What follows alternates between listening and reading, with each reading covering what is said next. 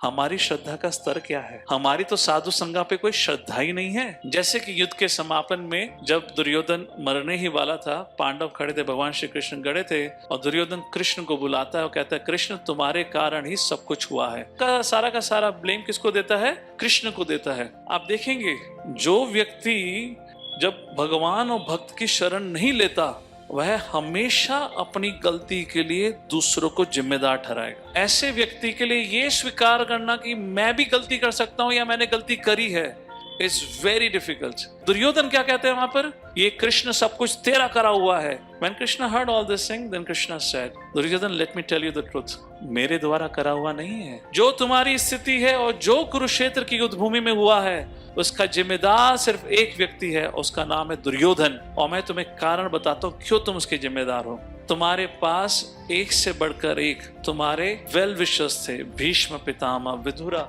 व्यासदेव जी, कृपाचार्य, द्रोणाचार्य, यहाँ तक कि मैं स्वयं तुम्हारा मार्गदर्शन करने के लिए आया था। माता गंधारी, सबने तुम्हें समझाया था कि गलत रास्ते का पालन मत करो, पांडवों का राज्य वापस कर दो, पर तुमने किसी की भी अच्छी सलाह नहीं सुनी। आप समझ रहे हैं ना? It's a system of protection.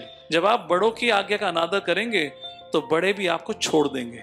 They will leave you suffer now. क्योंकि आपने बड़ों की आज्ञा का अनादर किया तो देखिए आपकी जो आज स्थिति है, जो दुर्गति है, उसका जिम्मेदार कौन है? केवल आप। दुर्योधन अगर देखा जाए उसके अपने ही अच्छे कर्म रहे होंगे क्योंकि उसको कृष्ण का संग मिला, उसको भीष्म पितामह का संग मिला, विदुर जी का संग मिला।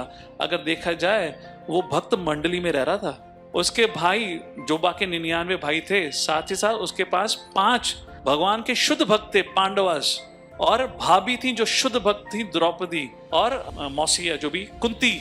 He was surrounded with pure devotees. A question should be asked, इतना सब कुछ होने के बाद, साक्षात भगवान होने के बाद उसमें परिवर्तन क्यों नहीं आया? मैं किसी की शरण नहीं लूंगा, मैं सब निर्णय अपने आप लूंगा, मुझे पता है सही क्या है।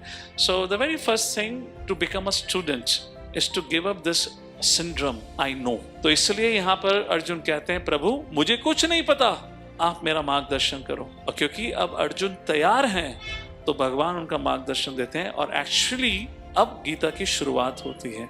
तो हम सबको ये प्रश्न पूछना होगा हमसे अपने आप, क्या हमारी स्थिति है? क्या हम किसी से मार्गदर्शन स्वीकारने के लिए तैयार है?